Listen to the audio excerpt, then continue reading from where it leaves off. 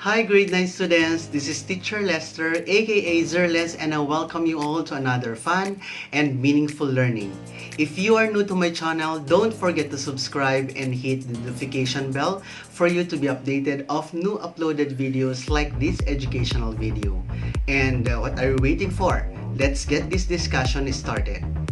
For today's video, we will be discussing a lesson which is actually discussed in the fourth quarter of your module, and our topic for today is entitled Vocal Music of the Romantic Period. For this topic, we will be focusing on the composers of vocal music. We also have the romantic opera. We will be focusing as well on components of opera. We will be discussing more about the voice classifications, and also we will be exploring about the musical terms that we use in music. Before going through our lesson, we will be focusing on these objectives or learning competencies for us to be well directed or to be goal-oriented with our discussion. The learner analyzed the musical structure of the vocal music forms of romantic period music, explore other arts and media that portray romantic period elements, listen perceptively to selected art songs and excerpts of opera, and classify the different vocal ranges and voice types of opera performers, and create or improvise appropriate sounds, music, gestures, movements, and costumes for a chosen opera. Let us first discuss about the vocal music of the Romantic period. In here, composers interpret poems, mood, atmosphere, and imagery into music. In here, Romantic artists found inspiration in landscapes. Also, their subjects were traditional myths, legends, and folklore, usually dealing with the supernatural, grotesque, and less ordinary. Vocal music in this period requires singers to perform a great range of tone color, dynamics. Also, opera became an important source of musical expressions, and the birth of the opera houses came. And now let us emphasize the composers of vocal music in the Romantic period. First composer was Franz Peter Schubert. Schubert was born on the 31st of January 1797 in Himmelport, Grand Austria. The proper name for Franz Schubert songs is Lieder, which is the German word for song. He is considered the last of the classical composers and one of the first romantic ones. His famous vocal music works leader were Gretchen am Spinrad, Erlkönig, Elens Gesang or Ave Maria, and Swanensang or Swan Song. He also wrote piano pieces, string quartets, operetta, and the Symphony No. 8 in B minor, or the so-called Unfinished Symphony. He died in 1828 in Vienna, Austria at 31. We also have Giuseppe Verdi, and Verdi was born in Parma, Italy on October 9, 1813. He studied in Busseto and later went to Milan, where his first opera, Oberto, was performed in La Scala, the most important opera house at the time. His final opera ends with All the World's a Joke. His famous works are La Traviata, Rigoletto, Falstaff, Otello, and Aida, where he wrote for the opening of the Suez Canal. Expressive vocal melody is the soul of Verdi opera. He died in Milan, Italy on January 27, 1901. You would also encounter in this period Giacomo Puccini.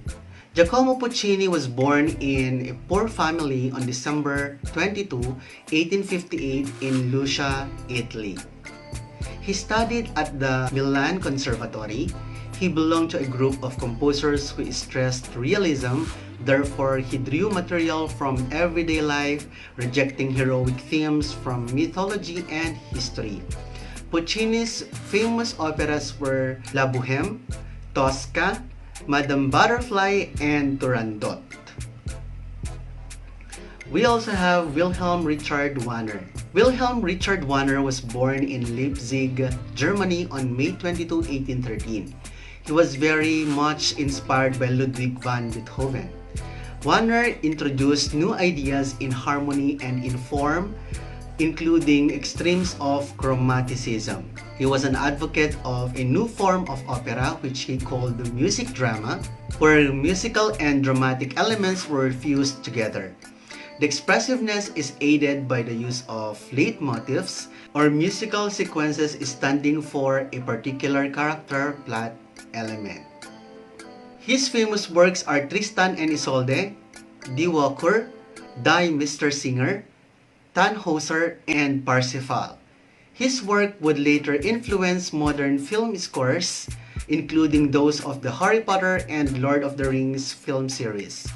Wagner died of a heart attack on February 13, 1883 at age of 69.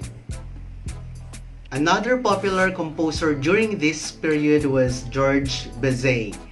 Registered with the legal name Alexander César Leopold Bizet, but was baptized Georges Bizet. He was born on October 25, 1838 in Paris, France. Bizet became famous for his operas. His most famous opera is Carmen. Bizet died on June 3, 1875 and he was only 36.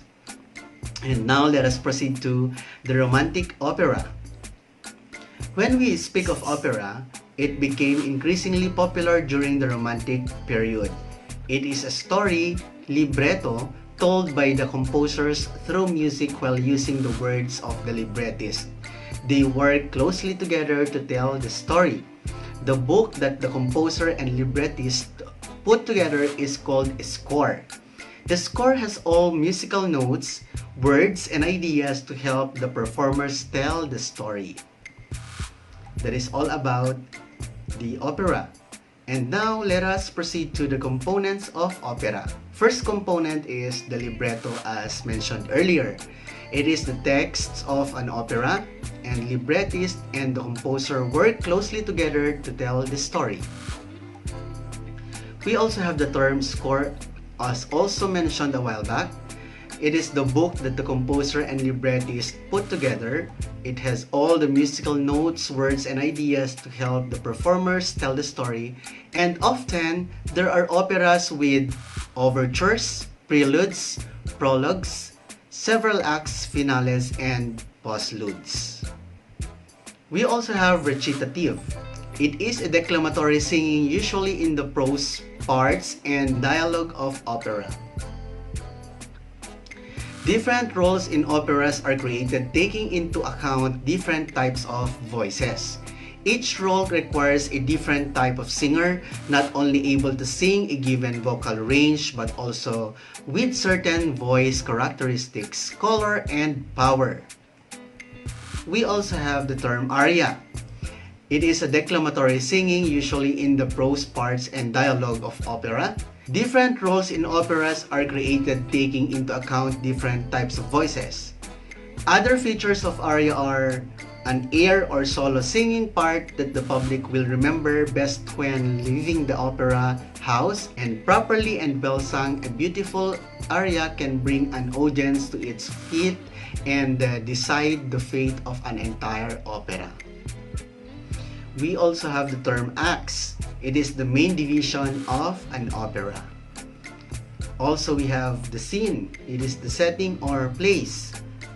And other components are duet, trio, and other small ensemble. And we also have chorus and, of course, orchestra.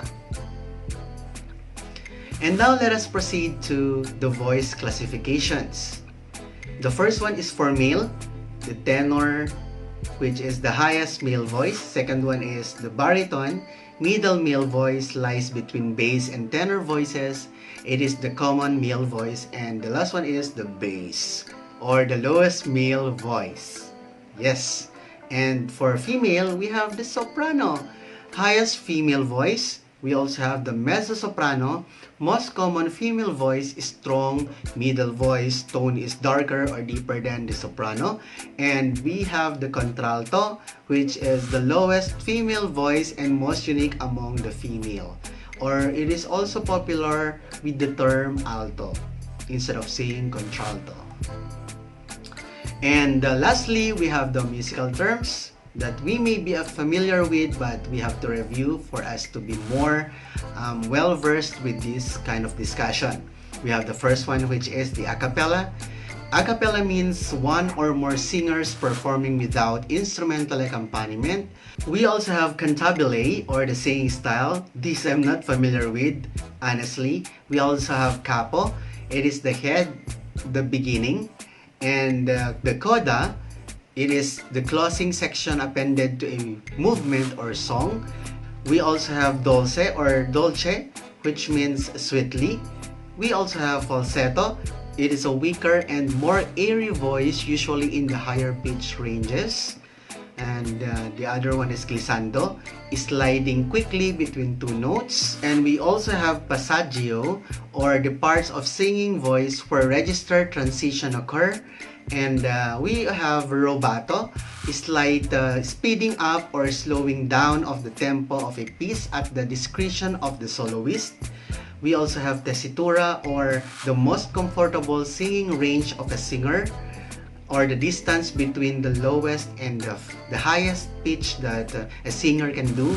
We also have vibrato. It is the rapidly repeated slight pitch variation during a sustained note.